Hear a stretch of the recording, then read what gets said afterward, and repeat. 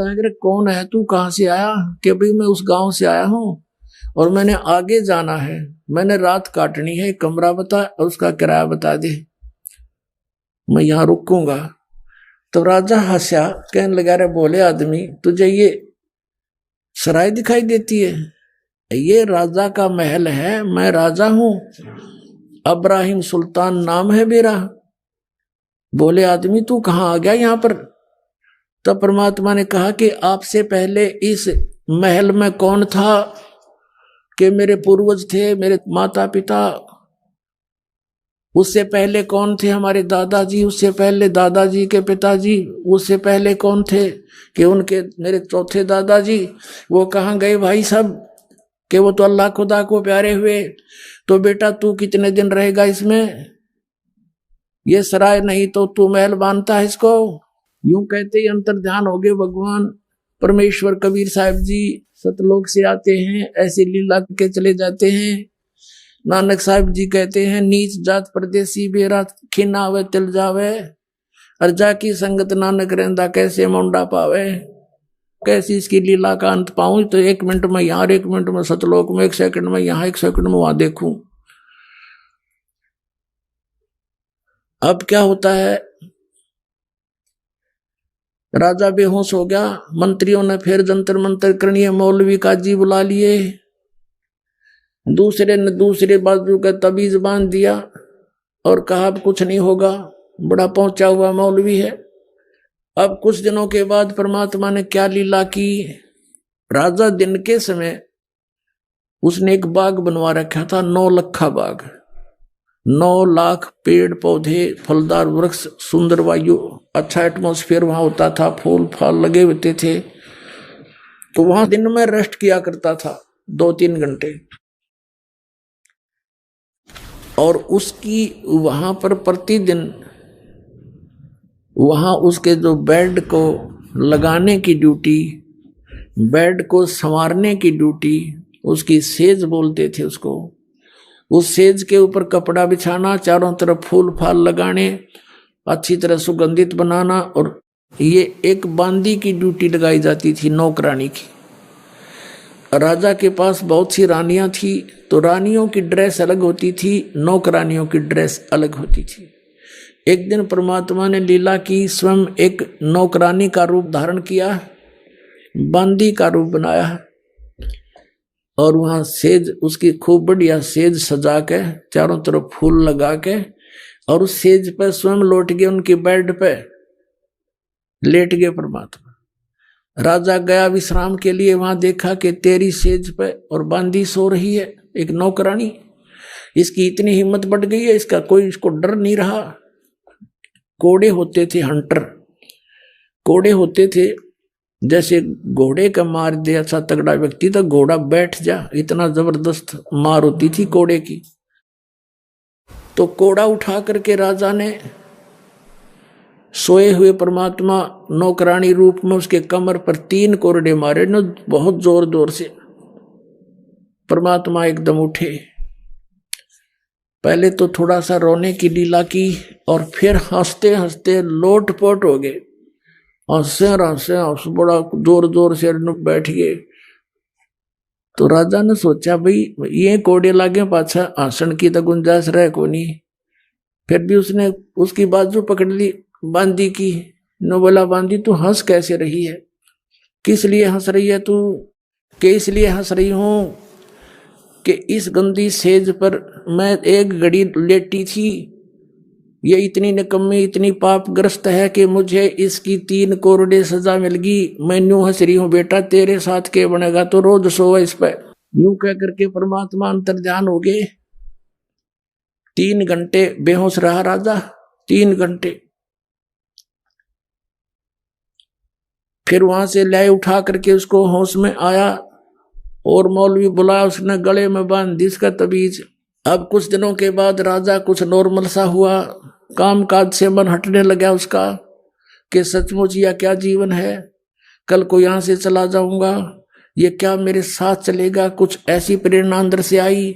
लेकिन काल के दूत त्यार छोड़ रखे। उसी समय औरतों ने कहा, उसकी रानियों ने मंत्रियों से, कि ये तो घर त्यागेगा, ऐसी स्थिति आ गई है, इसको रोको किसी तरह, इसको जंगल में ले जाओ शिकार शिकुर के लिए, और कई दिन वहां रुको, बागबानी करो और खूब घूमते रहो, इसका मन हट जाएगा, मन से इसकी यह बात हट जाएगी, टेंशन खत्म हो जाएगी। इस उद्देश्य से 1 हफ्ते का प्रोग्राम बना के चल पड़े। राजा भी तैयार हो गए, वहां जाकर के एक टेंट लगा लिया, अपना पड़ाव बना लिया। सुबह सुबह सब राजा और सैनिक पीछे चल पड़े अपने अपने घोड़ों पर शिकार करने के लिए। देख, ये शौक था इन राजाओं का, जीवन सा करने जाते थे और फिर निरे पाप इकट्ठे हो जाते, फिर गधे कुत्ते बनकर उनको भोगा करते थे। अब क्या किया परमात्मा ने, एक मृग रूप धारण किया, एक मृग का रूप धारण किया और सामने दिखाई दिए। काफी देर से कोई शिकार मिल नहीं रहा था। राजा ने कहा भी देखो वो सामने मृग आ गया है, हिरण आ गया है, और ये हाथ से जाना नहीं चाहिए, नहीं तो अपनी बेइज्जती हो जाएगी, वापस नहीं जा सकेंगे हम, शिकार नहीं मिला तो। और जिसके पास से ये निकल गया उसकी खबर नहीं है, खैर नहीं है, उसकी खबर लूंगा। इब्राहिम सुल्तान अधम राजा के घोड़े के नीचे से मृग निकल गया। अब नूकण जोगा नहीं तेरे पास से गया है। अब खिसियानी बिल्ली की तरह उसके पीछे घोड़ा लगा दिया, बहुत स्पीड से। राजा अकेला बहुत दूर निकल गया था, सैनिक कहीं और रह गए थे, नहीं जा सके उसके वहां तक। तो उसकी ऐसी स्थिति होगी जैसे घंटा जल ना मिला तो मर जाऊंगा आध घंटे में। इधर उधर जल खोजने लगा, या अल्लाह हे भगवान आज मेरी जान बचा। पुणात्मा, ये आत्मा जब रोती है भगवान को तो परमात्मा अपने बच्चे के लिए तुरंत आता है, यदि उसके पुण्य पिछले ठीक हैं। उस पुण्य के आधार से तीनों लोकों में प्रवेश करके सबका धारण पोषण वही परमात्मा करता है, कबीर साहब ही करते हैं, अल्लाह अकबर ही करते। अब क्या रचना रची परमात्मा ने, थोड़ी सी दूरी पर एक सुंदर बगीची, उसमें फलदार वृक्ष, बहुत सुंदर फल से लदपद वृक्ष, और एक तालाब छोटा सा बनाया, एक कुआं बनाया, और एक झोपड़ी, एक हट बनाई अपनी शक्ति से, और 3 कुत्ते लेकर, 3 कुत्ते सुंदर वाले बढ़िया बढ़िया से बेलों से बांध रखे तीनों कुत्ते, और एक साधु रूप बनाकर परमात्मा बैठ गए, जैसे कोई फकीर रहा करते हैं सात जंगलों में। अब राजा ने देखा कि वो बगीचा भी है, फल भी लगे हैं, तालाब भी है, घोड़े को जल पिलाया, फिर स्वयं जलपान किया, फिर फल आहार किया। जब इस व्यक्ति को सुख हो जाता है तो भगवान बोलता है पेट भर गया, प्यास बुझ गई, तो देखा सामने एक महात्मा बैठा है और 3 सुंदर कुत्ते ले रखे इसने। राजा ने उस फकीर के पास जाकर प्रणाम किया और कहा महात्मा जी इन कुत्तों का तू क्या करेगा? तीनों का एक रख ले, 2 मुझे दे दे। अब परमात्मा बोले भाई ये कुत्ते ऐसे देने के नहीं, ये वीआईपी कुत्ते हैं भाई, ये वीआईपी डॉग हैं। बताऊं कैसे वीआईपी हैं? ये 1 नंबर का है ना, ये तो बुलक बुखारी शहर का जो राजा है ना उसका पिताजी है, और ये उसका दादाजी, और ये उसका परदादाजी। ये उल्लू के पट्टे राज करा करते, मैंने समझाया करता रहा भक्ति कर लो, ये 2 दिन के राजपाट हैं, फिर कुत्ते गधे बनकर धक्के खाते फिरोगे। और अब देखो इनके सामने एक काजू किशमिश के हलवा बना के और इतनी दूरी पर रख रखा, वो खाने की चेष्टा कर रहे हैं, उन तक मुंह नहीं जाता, और परमात्मा उनके सोटे लगा रहे हैं अब खुआऊंगा तुम्हें काजू किशमिश के हलवे, और वो चिल्ला रहे हैं। अब उसका कलेजा फिट गया, हिल गया उसका कलेजा, अब वो सतब्ध हो गया। इब्राहिम सुल्तान अधम एकदम सुन्न हो गया माइंड उसका कि यो सचमुच साधु संत झूठ नहीं बोला करते। और कहने लगा और सुन ले भाई घोड़े वाले, या खाली बेल रखी है ना, खाली बेल कुत्ते बांधने की, ये इसलिए खाली रखी है। अब वो बैठा है ना गद्दी पर, वो इब्राहिम, वो भी कुत्ता बनेगा, उसको इससे बांधूंगा, यही रोकूंगा उसको। अब राजा ने सोचा है तो बहुत बूढ़ी बनी भाई, संत फकीर झूठ नहीं बोला करते, और ये पिताजी माता पिता यहाँ बदे बैठे हैं और 13 नंबर तैयार है, चरणों में गिर गया। पैर पकड़ लिए, बुरी तरह रो रहा है, नो बुरी तरह रो रहा है, घंटा रोता रहा। और आंखें जब खुली 1 घंटे के बाद उसने देखना चाहा तो क्या देखता है, वह ना साधु है, ना कोई बाग बगीचा, कोई तालाब है, ना कोई झोंपड़ी, ना कुत्ता है, अकेला पड़ा जंगल में रो रहा है।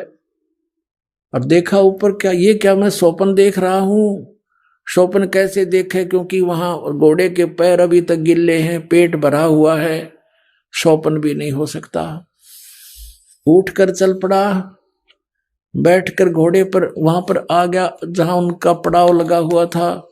किसी से नहीं बोला, एकदम मायूस हो गया और संकेत से कहा उठाओ यहां से, चलो। सबने 10 मिनट के अंदर अपना पैकिंग कर ली, चल पड़े, पीछे पीछे वापस आ गया। अब क्या बताते हैं परमात्मा, हम कारवान हो आए, मैलों पर ऊंट बताए, बोले बादशाह सुल्ताना, तुम रहते कहाँ दीवाना, दूजा कासिद गवन किया रे, डेरा महल सराय लिया रे। जब हम महल सराह बताई, सुल्तानी को त्यावर आई, अरे तेरे बाप दादा पड़ पीढ़ी, ये बसे सरा में गीदी, ऐसे ही तू चल जाई, यूं हम महल सराय बताई। अरे कोई कासिद को गैलाओ, इस पंडित खाने जाओ, उठे पादशाह सुल्ताना, वहाँ कासिद गैब छिपाना। तिज बांधी हो सेज बिछाई, तन 3 कोरडे खाई, तब आया अनहद हासा, सुल्तानी गहे खवासा।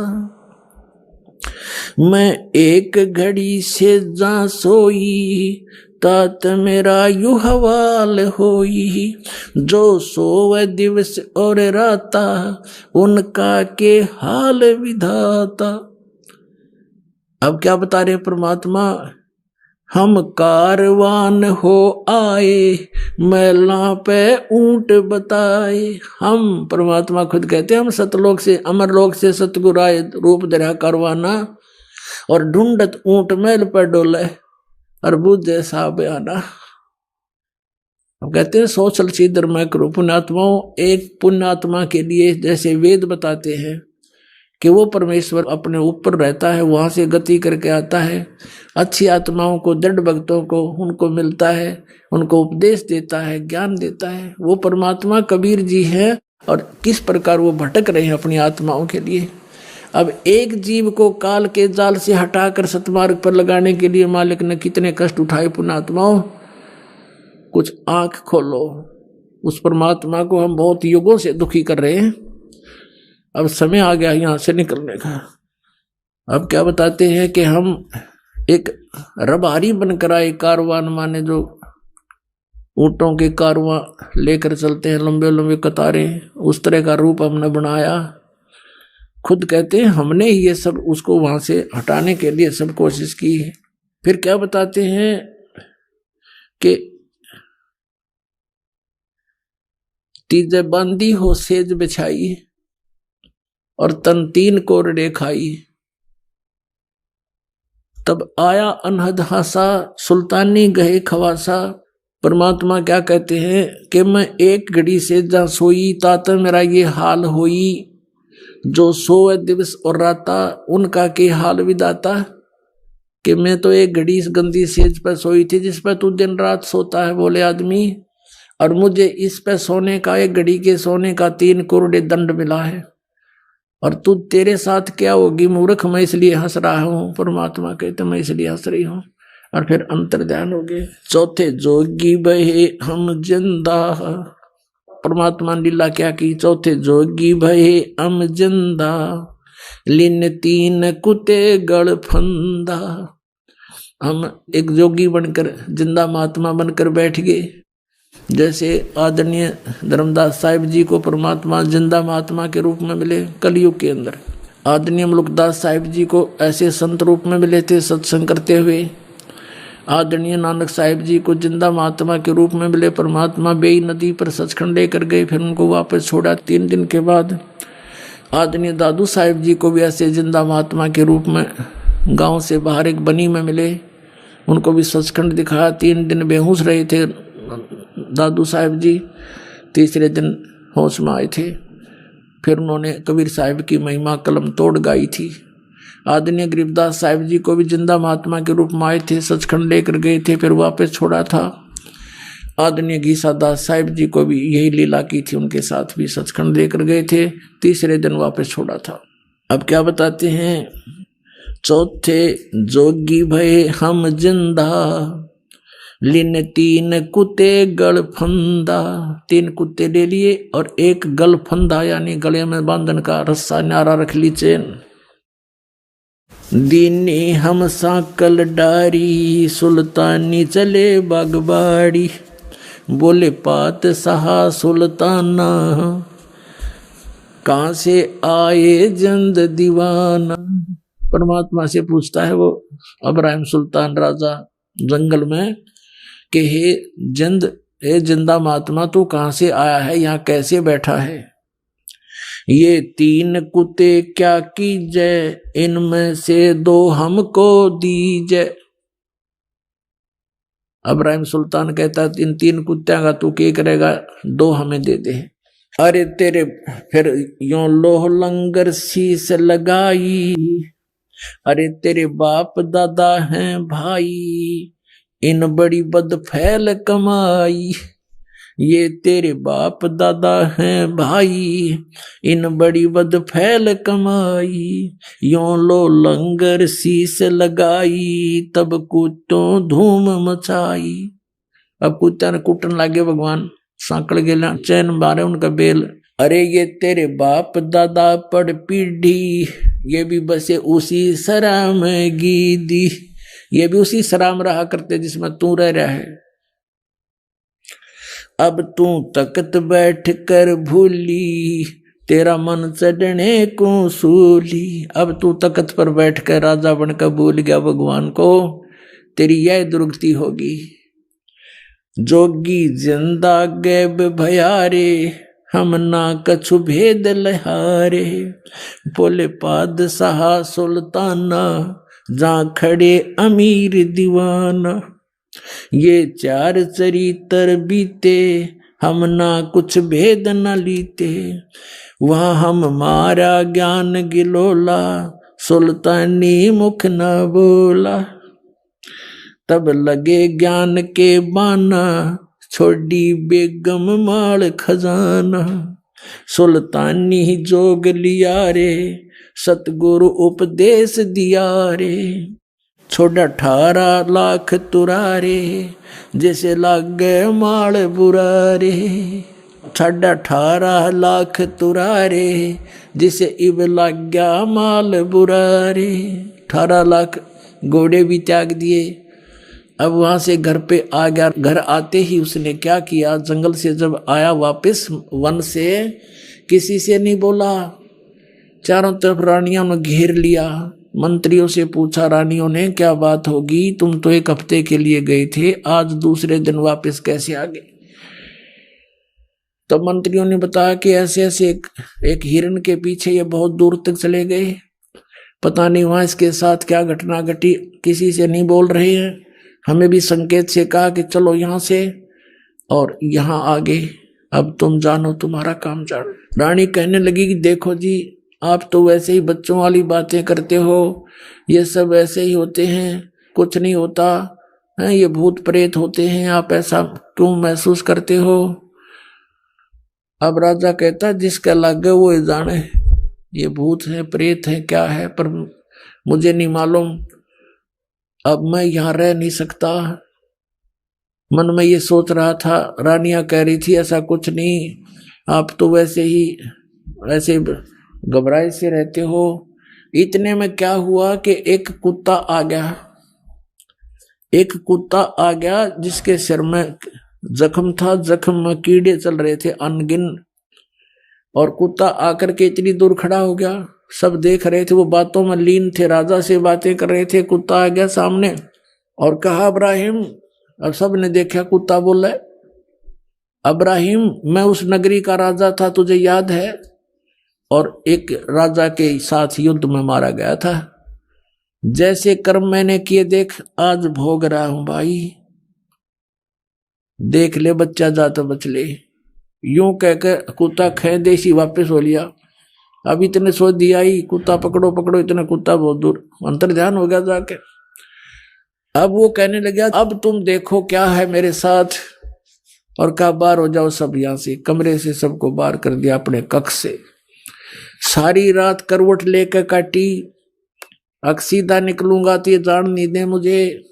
रात्रि में क्या किया, पीछे से रस्सा बांध कर महल के पिछले साइड पे, और काला मुंह कर लिया, कालस लगा ली मुंह के ऊपर, कोई पहचान ना ले, और केवल 1 साल लपेट लिया। जैसे राजा से ये साधु संत देखे, एक चद्दर ने बांध लिया कने ऐसे बस। और गलती से जूती पहने रह गया, वो 9 की 9 जो बहुत कीमती थी, और रातों रात निकाल दी, कम से कम 20 किलोमीटर स्पीड थे। अब सुबह हुआ, भूख लगी, वहां एक मालन बेर बेचे थी, बाग के बाहर बैठकर रास्ते में। भूख लगी राजा को, उसने कहा मालन बेर दे दे, इसका रेट बता क्या लेगी। मालन कहने लगी 1 आने के शेर 1 किलो बेर देती हूं, आना निकाल भगत। अब राजा ने कहा मेरे पास पैसे नहीं है, ये जूती है 1.25 लाख की एक की कीमत है, और मुझे भूख बहुत लगी है, तो मुझे बेर दे दे, 1 किलो दे दे। 1 किलो जोड़ी में जब दलाल लगा और कहा ये जूते ले ले, तो 2.5 लाख की जूती, दोनों दर्दी, भूख इतनी जबरदस्त लगी हुई थी। तो यहाँ परमात्मा कहते हैं अन देव तू बड़ा दयालम, और तेरे पलड़े तुले नी लालम। अन देव तू जगमग ज्योति, तेरे पलड़े तुले नी मोती। तो इस प्रकार कहते भूख का आगे सब ये संसारिक जो धन है ये भी व्यर्थ होता है। अब वो 2.5 लाख के जूते दर दिए 9 की 9, और कहा 1 शेर बेर डाल दे। अब मालन जब बेर तोला थी और तोलते ही डालने लगी, तो 1 बेर जमीन पर गिर गया और शेष उसकी जोड़ी में डाल दिए। अब मालन तो कहती है ये बेर मेरा, इब्राहिम कहता ना मेरा, दोनों उस बेर पर लड़न लग रहे। परमात्मा ने एक मारा उसके मुंह पर थप्पड़। इब्राहिम कहे अरे भले आदमी, 2.5 लाख की जूती, 1 पैसे का बेर, पता के छोड़ तने धन क्या छोड़ के आया, तो उसमें आड़े फिर हुआ है, बीमारी पाल रही। 2.5 लाख की जूती गिर दी, 1 पैसे के बेर पर फिर वही मेरी मेरी कर रहा है, तो क्या छोड़ के आ जा अपने घर में वापस। यूं कह के अंतर्धान हो गए, भगवान वहां दिखाई नहीं दिए। अब कहने का भाव ये है कि परमात्मा हमारे को चोट मार मार कर इस माया के जाल से छुटवाते हैं। माया का लेप हमारे बहुत हो गया, इसके ऐसे चोट मार मार कर इसे नफरत कराते हैं, और हम मांगते माया भगवान से। और ये माया तो आपको इतनी दे देगा आपके समझ में भी ना हो, पर यह माया आपका काम किया होगी, आपकी दुश्मन बन जाएगी ये लास्ट में। तो इसलिए पुण्यात्माओं, आप परमात्मा के मर्यादा और नियम को पहचान कर इस मार्ग पर चलिएगा। आपका ये जीवन भी इतना बढ़िया रहेगा, औरों से असंख्य गुना बढ़िया रहेगा। लेकिन निराधन ना मांगियो भगवान थे, केवल माया मत मांगना। यो दे तो यह भी देगा, पर भगवान का जो काम था वो तो अधूरा रह गया। आपको पार करना, आपको सचखंड ले जाना, वो तो फिर अधूरा रह जाता अगर इस माया के चक्कर में भगवान आपको डालेंगे। लेकिन ये कभी नहीं डालते। लेकिन आपका काम भी कोई पेंडिंग नहीं रहने देंगे जो आवश्यक होगा, ये सच करना। ये 4 चरित्र बीते, हम ना कुछ भेद न लीते, वह हम मारा सुल्तानी जोग लिया रे, सतगुरु उपदेश दिया रे।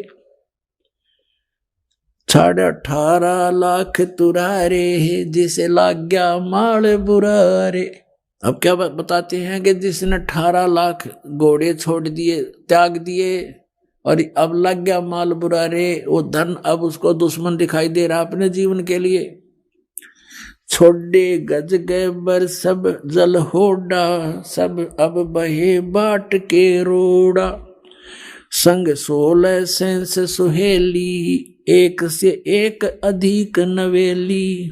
छाडे हीरे हिरंबर लाला, सुल्तानी मोटे ताला। जिन लोक परगना त्याग्या, सुन शब्द अनाहद लाग्या। कप पगड़ी की कोपीन बनाई, सालों की अल्फी लाई। शीश किया मुंह काला, सुल्तानी तजे बुखारा। गण गंधर्व इंद्र लर्जे, धन मात पिता जिन सिरजे। होय होय भया सप्तपुरी पर साका, सुल्तानी मार्ग बाका। अब क्या बताते हैं कि जब ऐसा फैसला सुल्तान अधम ने लिया, घर त्याग दिया, इतने ठाठ त्याग दिए, कहते हैं गण गंधर्व इंद्र लर्जे। ओहो, गण गंधर्व ये जितने भी देव हैं, देव स्वर्ग का राजा इंद्र भी कहते हैं कांपन लग गया कि कमाल कर दिया इस आदमी ने, हिम्मत देख इसकी कैसे त्याग कर चल पड़ा। भया सपतपुरी पर साका, कहते हैं गण गंधर्व इंद्र लर्जे, धन मात पिता जिन सरजे। परमात्मा कहते हैं कि धन है इब्राहिम सुल्तान के माता पिता को, जिसका ऐसा लाल उत्पन्न हुआ, ऐसा पुत्र उत्पन्न हुआ। कबीर साहब कहते हैं कह तो माता भगत जने, या दाता या सूर, अन्ना तो रह ले बांझड़ी क्यों, व्यर्थ गंवावे नूर। या तो माता भक्त पैदा करे, या कोई दानी यानी दाता, और या सूरवीर उत्पन्न हो। जो सूरवीर में गुण होते हैं वो अत्याचार करता नहीं, और अत्याचार सहन भी नहीं करता, दूसरों के दुख में दुखी होने वाला होता है। कोई बकवास करने वाला होता है उसके साथ वो फिर संघर्ष करता है। तो कहता है या तो माता भगत जन है, उसके साथ तो कहना है कि अरिया दाता दानी हो, धार्मिक व्यक्ति हो, धर्म करने वाला हो, या फिर सूरवीर हो, अन्यथा जन्म देने की कोई जरूरत नहीं किसी बालक ने। अपना क्यों व्यर्थ में नूर, अपना शरीर भी क्यों खराब करे, बर्बाद करे। कहने का भाव ये है, कहते हैं गण गंधर्व इंद्र लर्जे, धन मात पिता जिन सरजे। कहते धन है उसके माता पिता ने जिसे जन्म हुआ ऐसे महापुरुष का। सुन शब्द अनाहद राता, जान काल कर्म नहीं जाता। जान हिंदू मुसलमान, कुछ रामन दुआ सलाम। एक समय ये इब्राहिम सुल्तान अधम अपना ऐसे ही परमात्मा की याद में टाइम पास कर रहा था, भक्ति कर रहा था। एक समय क्या हुआ कि बहुत अच्छी वर्षा होगी, वर्षा का मौसम था, साथ में हवा तेज चली।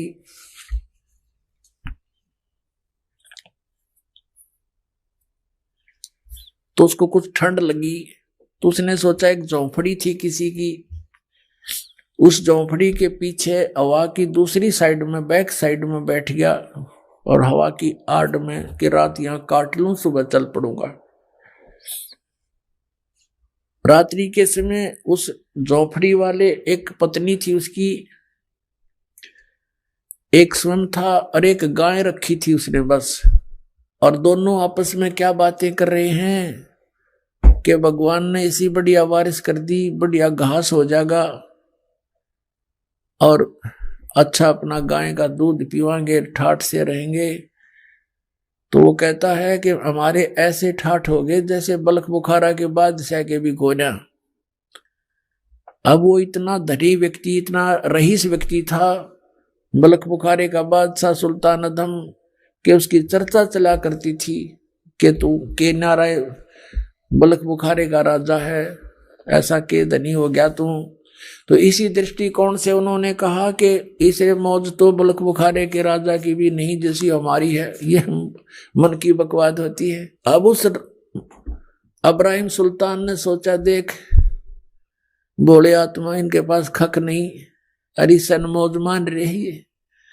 क्योंकि स्वयं ज्ञान होने के बाद प्रत्येक प्राणी का यह प्रयत्न होता है कि किसी प्रकार इसकी भी आंख खोल दूं, समझा दूं, इसने भक्ति बिना कुछ नहीं, जीव कुछ भी सामान नहीं तेरे पास, मैंने सब कुछ छोड़ दिया। इसी दृष्टिकोण से सुबह हुआ तो उनके सामने झोंपड़ी के आगे खड़ा होकर नमस्कार किया और कहा, भी तुम रात्रि में क्या बातें कर रहे थे? तो वो कहने लगे, तू कहां सुन रहा था? कि मैं तुम्हारी झोंपड़ी के पीछे बैठा था, मुझे ठंड लग रही थी। तुम क्या कह रहे थे कि ऐसे ठाठ हो गए हमारे बल्ख बुखारा के बादशाह के भी नहीं? अरे बोले आदमी, ये के ठाठ है भाई, परमात्मा की भक्ति करनी चाहिए।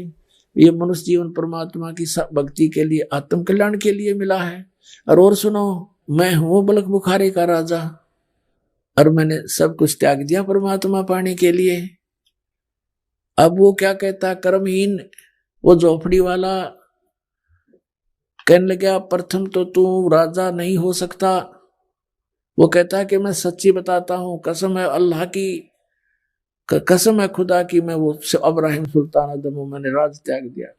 फिर कहने लगा, प्रथम तो तू राजा नहीं हो सकता, और जब तू राजा है तो तेरे जैसा मूर्ख नहीं जो इसने धरना छोड़ के आ गया, मेंटल, चल यहां से। अब क्या कहता है बल्कि वो राजा क्या कहता है कि रांडी ढांडी नात ये नरकइये काग, और बल्ख बुखारा छोड़ दिया थी पछली लागे।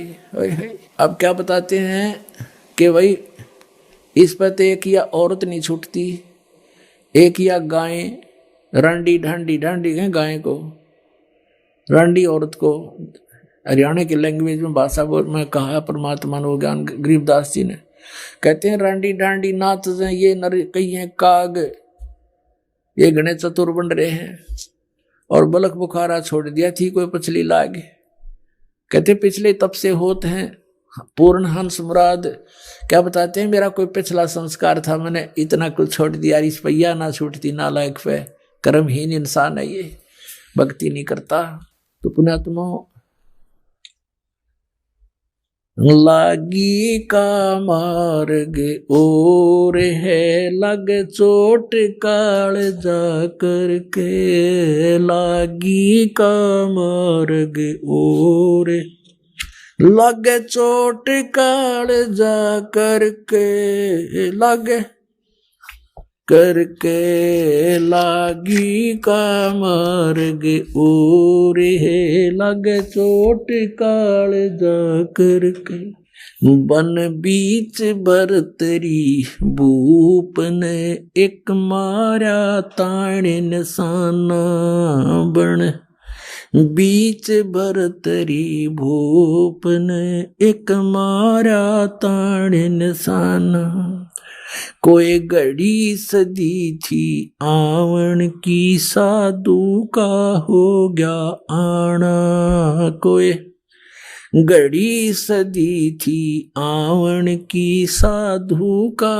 हो गया आना, कोई मुआ मृग जवा दियो, नत तार धरो ने बाणा, कोई मुआ मृग जवा दियो, नत तार धरो ने बाणा, वो जीवित कर दिया ढोर था, शिष बन्या परीक्षा करके, शिष बन्या परीक्षा करके, शिष बन्या परीक्षा करके, लागी का मार्ग और है, लग चोट काल जा करके, लग चोट काल जा करके, लग चोट काल जा करके, लागी का।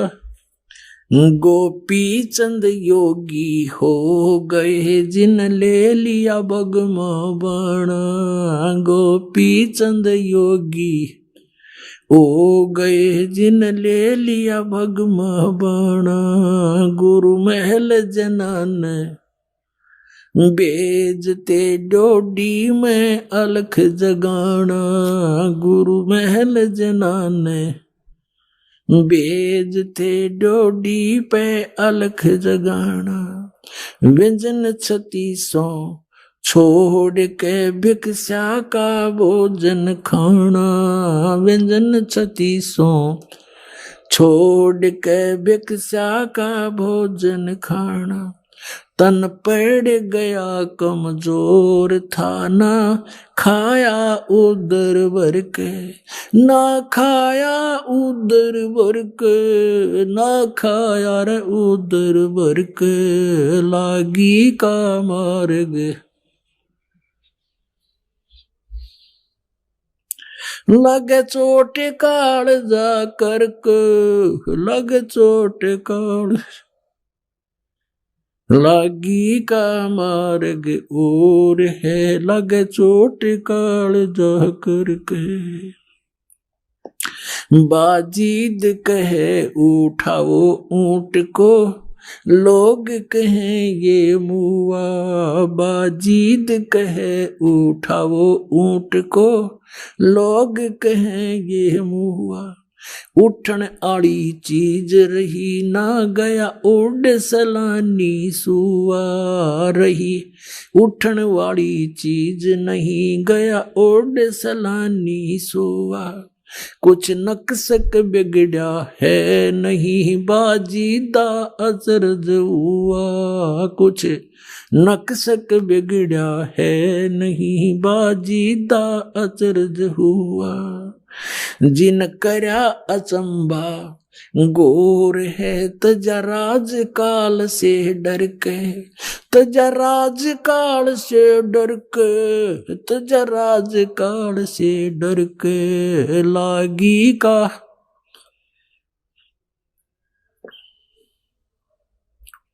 लगे चोट काल जा करके, लगे चोट काल जा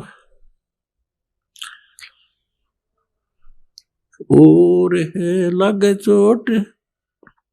सुल्तानी मगन बैराग में, जिन तज दिया बलख बुखारा, सुल्तानी मगन बैराग में, जिन तज दिया बलख बुखारा। कदे पालकियों में चालते, आज ठा लिया गोदड़ वारा, कदे पालकियों में चालते, आज ठा लिया गोदड़ वारा। सब संगी छोड़ी रोवती, रोवे था कुणबा सारा, सब संगी छोड़ी रोवती, रोवे था कुणबा सारा। शोर मचारण वास में, ना देखा पीछा फिर के, ना देखा पीछा फिर के, ना देखा रे पीछा फिर के, लागी का लग चोट काल जा करके, लागी का। कुएं में शेख फरीद ने किसी मीठी बोली भाषा, कुएं में शेख फरीद ने कैसी मीठी बोली भाषा। तुम चुन चुन कागा खा ली और मेरे हाडों पर कामासा, तुम चुन चुन कागा खा ली और मेरे हाडों पर कामासा। मेरे दोनों नामत छेड़ियो मोहे राम मिलन की आशा, मेरे दोनों नामत छेड़ियो मोहे राम मिलन की आशा।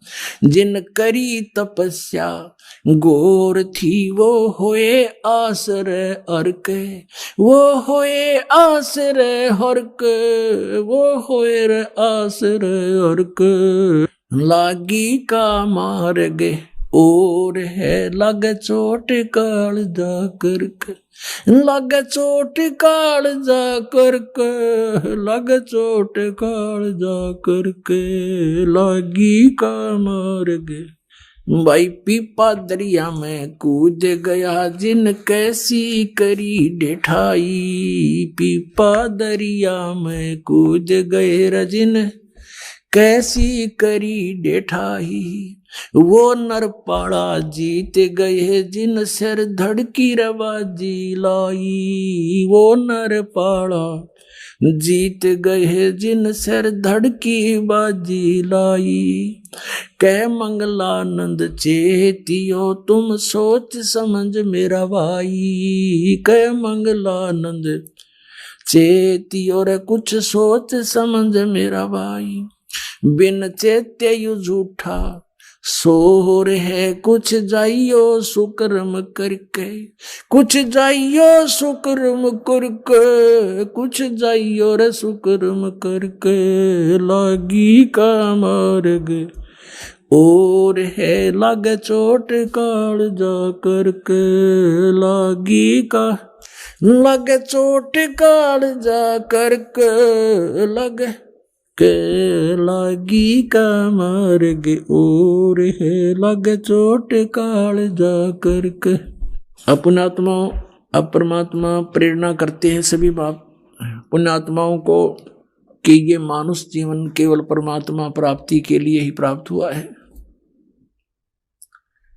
और इसको अंतिम श्वास तक परमात्मा की भक्ति में लगाकर ही सफल किया जा सकता है। किसी भी सदग्रंथ को, किसी भी परमात्मा प्राप्त महापुरुषों की वाणी को आप पढ़ोगे, देखोगे, सुनोगे, उससे आपको यही पता चलेगा कि इस भक्ति को, इस साधना को आपने अंतिम श्वास तक करना है।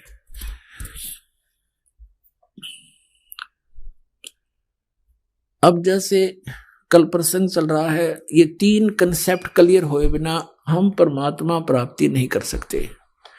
नंबर 1, परमात्मा पहचान के कौन है वो भगवान,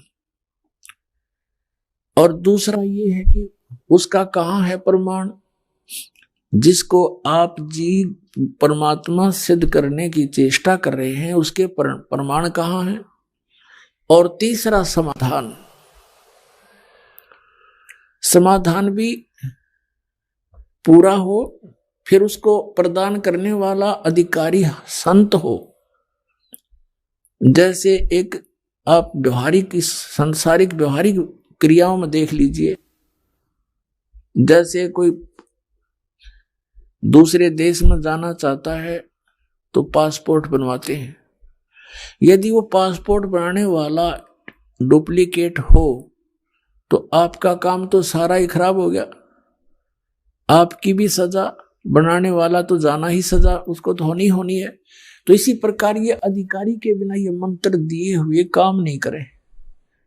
नहीं तो वो महापुरुष भी पहले बता सकते थे इन मंत्रों को, उनको मालूम था कि इन काल के दूतों को ये नाम हाथ लग जाएंगे। सतनाम सतनाम सतनाम करके उसके कोड वर्ड से महापुरुषों ने डंडोरा पीट दिया।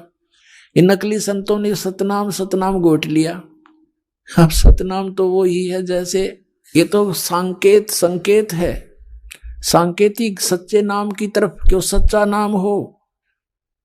अरे नकली संतों ने, पंथों ने, राधा स्वामी, धन धन सतगुरु, सच्चा सौदा सिरसा वालों ने ही सतनाम कहे ना, पता नहीं क्या वो है सतनाम। सतलोक को भी सतनाम कहते हैं, सार शब्द भी सतनाम, सतपुरुष भी सतनाम, और सत शब्द भी सतनाम, ये असली राम भी सतनाम और सतलोक भी सतनाम। और ये एक नाम जप है वो भी सतनाम, 5 नामों में ओंकार, जो ओंकार निरंकार ज्योति निरंजन सोहम और सतनाम, इनको सतनाम का नहीं पता। परमात्मा ने यू खेल खेलना था कि नकलियां का हाथ लग गया तो नाश हो जाएगा इस बात का, ये सारे भक्त रह जाएंगे। और फिर कैसे पहचान बताते ये नकली, ये नाम गलत दे रहे हैं। अगर नाम इनके पास ये होता तो कद्दे भी ना सूत में आया बात, क्योंकि ये वो ये कहते हैं हम भी तो वही, हमारे गुरु जी भी तो यही नाम दे रहे हैं। और अब ये स्पष्ट हो गया कि 500 नाम काल के जानो, वो 500 नाम काल के, तो ये पुण्यात्मा, वो भगत, वो भी परमात्मा के बच्चे हैं जो नकलियां का फंस गए। अब उनके लिए ये प्रयत्न हो रहा है पुण्यात्मा जो गलत स्थान पर चले गए। और आप जी यहां पहुंच चुके हो, आपकी किस्मत को मैं किन शब्दों से सराहूं, मेरे पास शब्द नहीं। धन्य आपके माता पिता जिनसे जन्म हुआ, सत्कर मान लेना। लख बर सूरा जूझ ही लख बर सावत दे, लख बर यति जहान में तब सतगुरु शरणा ले। आप इतने पुण्यात्मा रहे हो युग युगों में, जन्म जन्मांतरों में, लेकिन रास्ता नहीं मिला। जैसे आदरणीय नानक साहिब जी सतयुग में वो अम्बरीश राजा थे, इतनी पुण्यात्मा थे, राज भी करते थे, लेकिन भगवान का नौकर समझकर अपना राज करते थे। परमात्मा के जो जनता थी उसको परमात्मा के बच्चे जानकर उनका पालन पोषण करते थे।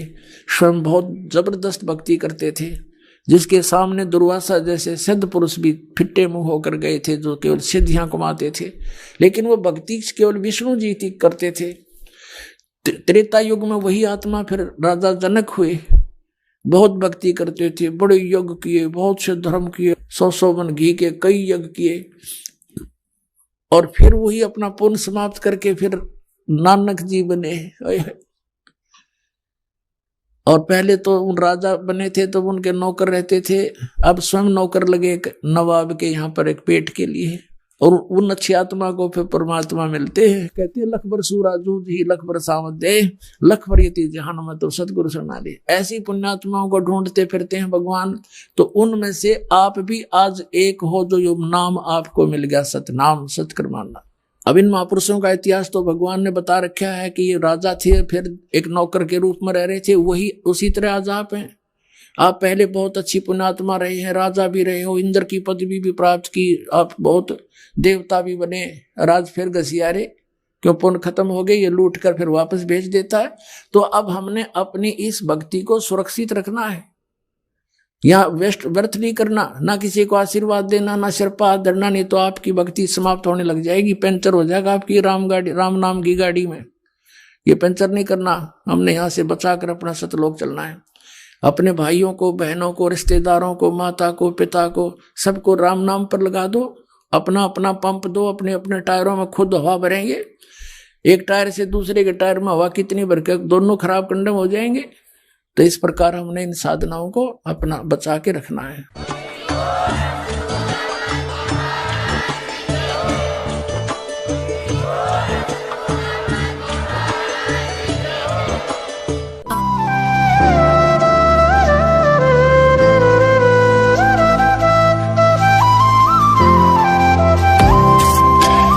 सत सही।